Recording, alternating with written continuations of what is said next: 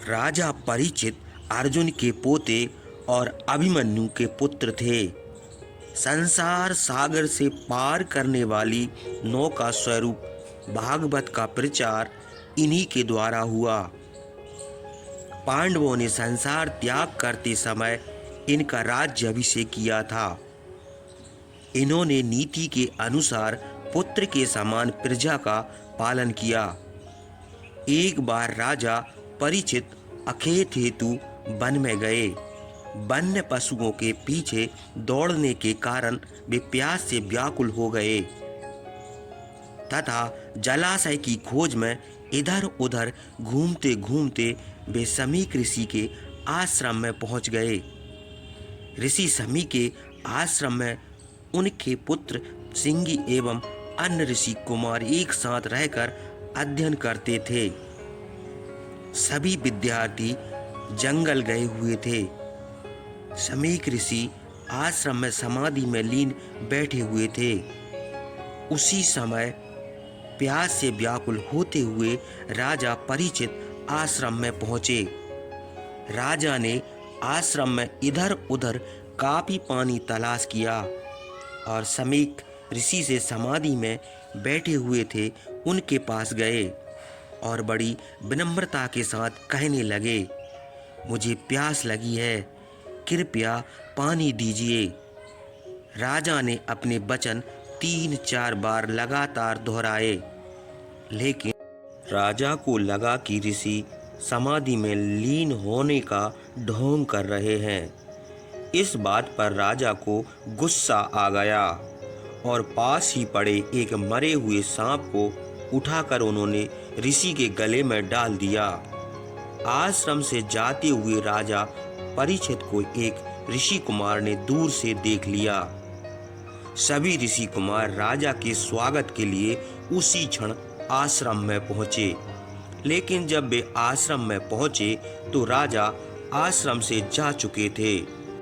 साधना में लीन बैठे समीक ऋषि के गले में सभी ने मरा हुआ सांप देखा।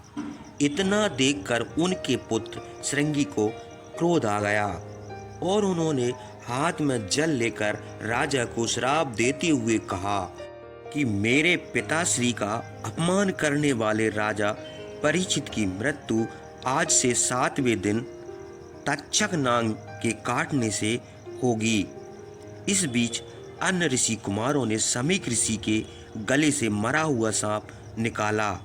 तभी समीक की साधना टूट गई। जब ऋषि समीक ने उनसे बात पूछी तो उन्हें सारी बातें विस्तार से बता दी गईं।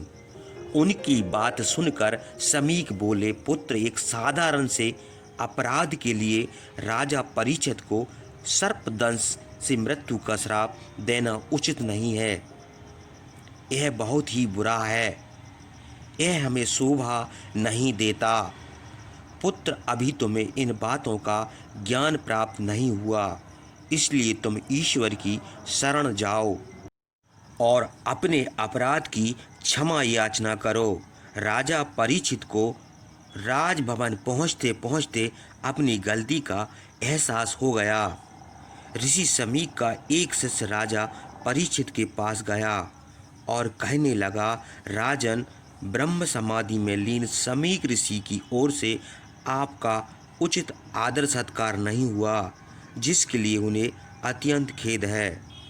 लेकिन आपने जो मरे सर्प को उनके गले में डाला था, जिसके कारण उनके पुत्र ने आपको आज से 7 दिन के बाद मृत्यु का श्राप दिया, उनका यह श्राप असत्य नहीं होगा। अतः आपसे निवेदन है कि आप इन 7 दिनों तक सच्चे मन से अपना ध्यान ईश्वर की आराधना में लगाएं, ताकि मोक्ष मार्ग का रास्ता आपको मिले। श्राप की बात सुनकर राजा परीक्षित व्यासपुत्र सुखदेव मुनि के पास गए, जहाँ राजा परीक्षित को सुखदेव जी ने 7 दिन तक लगातार भागवत कथा सुनाई। राजा परीक्षित का शोक और मृत्यु का भय दूर नहीं हुआ। अपने मरने की घड़ी निकट आती देख कर राजा का मन शुद्ध हो रहा था। तब सुखदेव जी ने महाराज परीक्षित को एक कथा सुनानी आरंभ की। राजन, बहुत समय पहले की बात है। यह बाकी की कहानी हमारे नेक्स्ट वीडियो में देखिएगा।